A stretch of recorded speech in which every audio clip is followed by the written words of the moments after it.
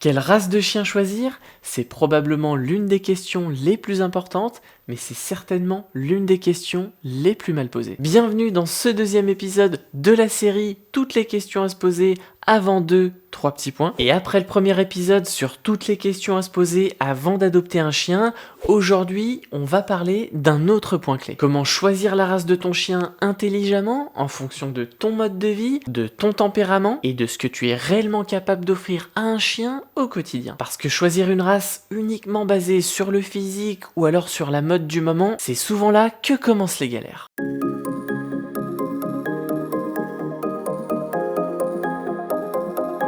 Alors juste un petit point important, quand je vais parler d'une race en particulier, et je vais parler de tendance généralement. Ça ne veut pas dire que tous les chiens de cette race-là se ressemblent, ça va quand même te donner une idée des besoins de base. Énergie, indépendance, besoin de contact, sensibilité, frustration, instinct de chasse. Et plus tu choisis une race alignée avec ta vie, plus tout devient tout simple. L'éducation, la cohabitation, les sorties, les vacances, bref, vraiment tout. Avant de rentrer dans le vif du sujet, vous êtes de plus en plus à vous abonner, ça fait super plaisir et je vous remercie encore 1000 fois. Et si t'es toujours pas abonné, il te suffit de un petit clic. Je vais aborder de nombreuses choses sur cette chaîne dans les semaines et dans les mois à venir. Donc, si tu veux pas rater tout ça, je te conseille de t'abonner. Et encore merci à tous ceux qui le font.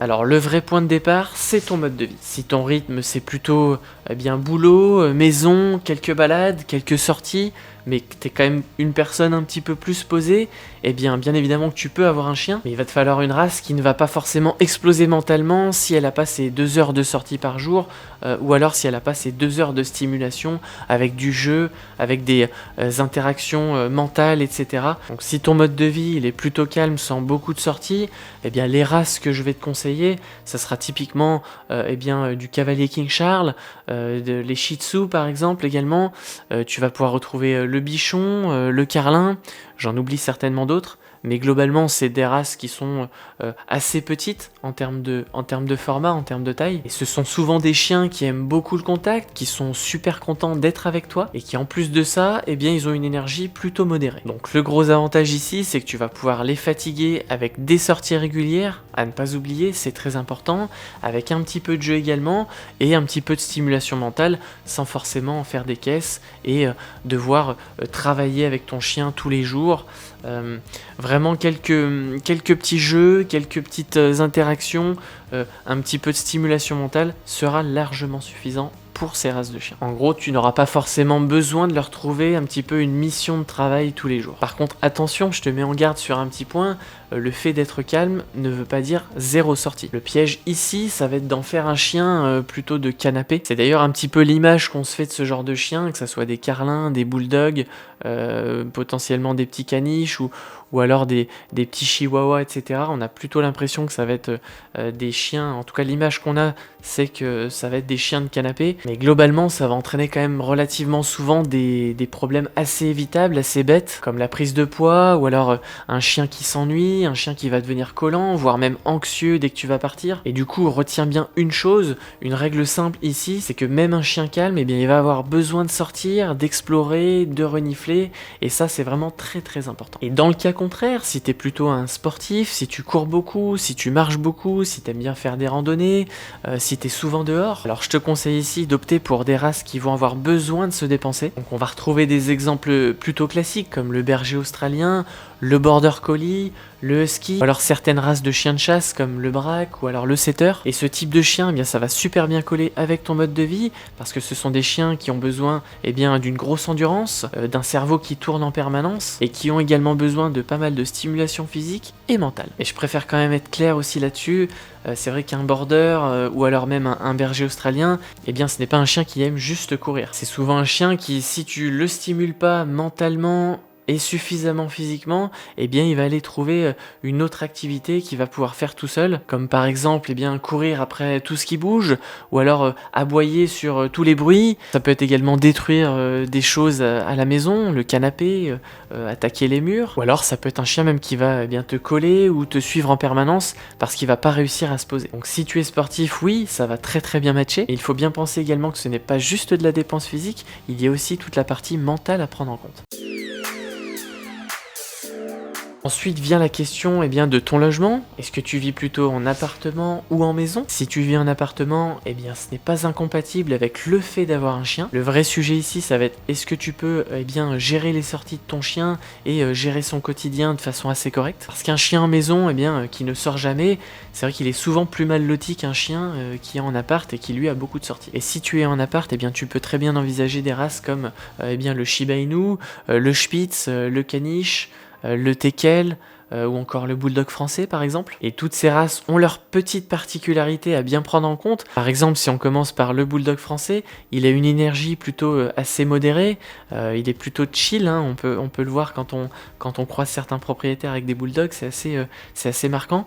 Il est assez proche de l'humain également. Pour le Caniche, ça se voit pas forcément, mais c'est un chien très intelligent et qui va super bien s'adapter si tu le stimules correctement. Quant au Teckel, il est petit, mais attention, il est très caractériel, voire parfois aboyeur. Donc ça, c'est aussi des petites choses à savoir avant de choisir la race de son chien. Le Spitz, quant à lui, c'est un chien adorable qui est mignon, mais attention, il peut aussi être très vocal, et donc ça, il va falloir le travailler dès son plus jeune âge pour éviter qu'il aboie un petit peu de partout, dans tous les contextes, dans n'importe quelle situation, parce que ça peut vite justement entraîner des problèmes à la fois de comportement de son côté, et puis ça peut aussi vous nuire à vous si vous êtes en appartement, puisque si le chien aboie pour n'importe quelle raison, ça peut effectivement causer quelques problèmes de voisinage. Et si je prends mon exemple, donc le Shiba Inu, parce que j'en ai un du coup qui partage ma vie depuis plus de 6 ans aujourd'hui, qui s'appelle Sanga, j'en suis la preuve. En appartement ça peut très très bien se passer. Et il faut aussi comprendre quelque chose, c'est que le Shiba, c'est souvent un chien qui va être très indépendant. En gros, il va pas être au service de l'humain comme certaines races qui sont plutôt contentes de faire plaisir à ses maîtres. Le Shiba, lui, il va plutôt penser à soi, penser à lui-même, et il va plutôt privilégier son propre intérêt plutôt que l'intérêt de ses maîtres. Donc c'est vrai que si tu veux un chien qui va t'obéir au doigt et à l'œil, c'est peut-être pas forcément la race la plus adaptée. Et au contraire, si tu cherches un chien avec beaucoup de personnalité, qui a son petit caractère, et qu'en plus de ça, tu arrives à gérer tout le côté sortie, dépenses physiques et à la fois mentale, alors là, tu devrais te régaler avec un Shiba. Et si tu veux en voir plus sur la race du Shiba Inu, je te mets ma playlist complète ici. C'est une sorte de guide justement de l'adoption jusqu'à l'éducation, plus plein d'autres infos sur le Shiba Inu qui va te permettre de comprendre comment il fonctionne, comment faire les bons choix au niveau de l'adoption, quel élevage privilégié, comment gérer son éducation également. Voilà, si tu veux avoir toutes ces infos, je te conseille d'aller consulter cette playlist de vidéos qui est assez complète du coup sur le sujet. Et comme ça, tu pourras du coup te faire ta propre idée sur le Shiba Inu et savoir du coup si tu es prêt à passer le pas et à adopter justement un petit renard comme on aime bien les appeler. Maintenant, si tu as une maison avec un jardin. Alors le jardin, c'est super, mais attention, ça peut être également un piège. Parce que c'est vrai que beaucoup de gens vont se dire « Ok, j'ai un jardin, ça va suffire à mon chien. » Mais non, le jardin, c'est juste un bonus. Un chien, il va avoir besoin de sortir ailleurs, de faire des sorties tout simplement autour de chez lui, dans d'autres environnements, de sentir autre chose, de voir d'autres gens, d'autres chiens. Vraiment, il aura besoin d'avoir toutes ces interactions à la fois sociales et olfactives. Et d'ailleurs, j'en ferai certainement une vidéo prochainement sur la chaîne.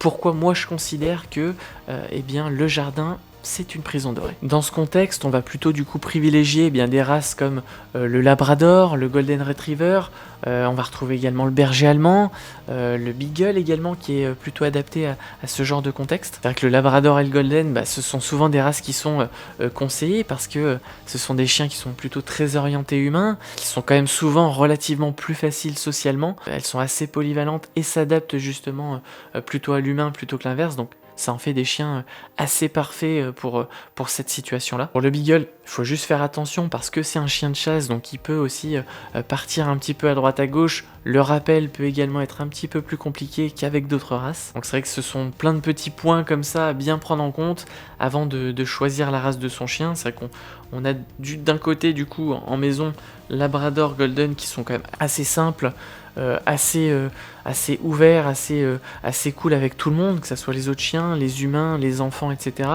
Et d'un autre côté, on peut avoir aussi le Beagle qui peut avoir toutes ces qualités-là, mais qui du coup derrière va être en termes d'éducation un petit peu plus compliqué, parce qu'il va avoir cette fâcheuse tendance à vouloir un peu suivre sa piste, son flair. Donc bien évidemment, bien prendre en compte tous ces éléments avant de faire ton choix final.